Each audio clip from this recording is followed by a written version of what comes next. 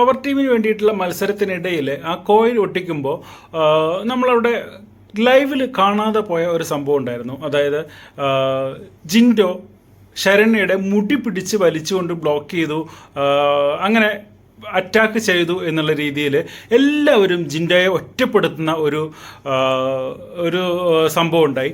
പക്ഷെ നമ്മളത് കണ്ടിരുന്നില്ല, എന്താണ് അവിടെ സംഭവിച്ചതെന്നുള്ളത് കണ്ടിരുന്നില്ല. എപ്പിസോഡിൽ അത് വരും എന്നുള്ള പ്രതീക്ഷ ഉണ്ടായിരുന്നു. എപ്പിസോഡിൽ അത് കണ്ടപ്പോഴാണ് മനസ്സിലായത് ജിൻഡോയെ ഇത്രമാത്രം ഒറ്റപ്പെടുത്താനുള്ളൊരു സംഭവം അവിടെ സംഭവിച്ചിട്ടില്ല എന്നുള്ളത്. കാരണം ബിഗ് ബോസ് ഹൗസിൽ എല്ലാവരും ജിൻഡോയെ ഒറ്റപ്പെടുത്തി സംസാരിക്കുന്നു. ജിൻഡോ തല കുമ്പിട്ടിരുന്ന് അതെല്ലാം കേൾക്കുന്നുണ്ട്. ചിലരോട് മറുപടി പറയുന്നുണ്ട്, ഞാനങ്ങനെ ചെയ്തിട്ടില്ല, എനിക്കത് ഓർക്കാൻ പറ്റുന്നില്ല, ഞാൻ എന്താണ് ചെയ്തതെന്ന് എനിക്ക് അവിടെ ഓർമ്മ കിട്ടുന്നില്ല എന്ന് ജിൻഡോ കുറേ പറയുന്നുണ്ട്. പക്ഷെ എല്ലാവരും കൂടി വട്ടണഞ്ഞ് നിന്ന് ആക്രമിക്കുമ്പോൾ അതിൽ മെയിനായിട്ടുള്ളത് സായിയും സിജോയും അർജുനുമാണ്. ഇവർ 3 പേരും നന്നായിട്ട് അറ്റാക്ക് ചെയ്യാണ്. അങ്ങനെ ചെയ്യരുത്, അങ്ങനെ ചെയ്യാൻ പാടില്ല, അങ്ങനെ ചെയ്ത് മോശമായി എന്നുള്ള ജിൻഡോയെ മാനസികമായിട്ട് തളർത്തുകയാണ് അവർ. പക്ഷേ ഈ ഒരു വീഡിയോ എപ്പിസോഡിൽ കണ്ടപ്പോൾ തന്നെ നമുക്കത് മനസ്സിലാക്കാം. ആദ്യം ഗബ്രിയാണ് നമ്മുടെ ജിൻഡോയെ പിടിച്ചു വെക്കുന്നത്. അതിനുശേഷം ശരണ്യ ജിൻഡോയുടെ ദേഹത്ത് ഈ കോയിൻ ഒട്ടിക്കാൻ വേണ്ടി വരുന്നു.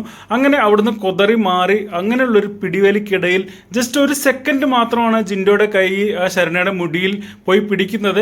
ജിൻഡോ അപ്പം തന്നെ കൈ വിടുന്നുണ്ട്, നമുക്കത് ആ വീഡിയോ നോക്കിയാൽ മനസ്സിലാവും.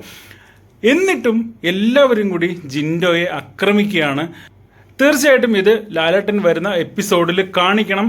എപ്പിസോഡിൽ കാണിച്ച് ഇപ്പോൾ ജിൻഡോയ്ക്കെതിരെ തിരിഞ്ഞ എല്ലാവർക്കും എന്താണ് അവിടെ നടന്നത് എന്നുള്ളത് വ്യക്തമാവുന്ന രീതിയിൽ ഇത് പറഞ്ഞ് മനസ്സിലാക്കുകയോടെ ചെയ്യണം.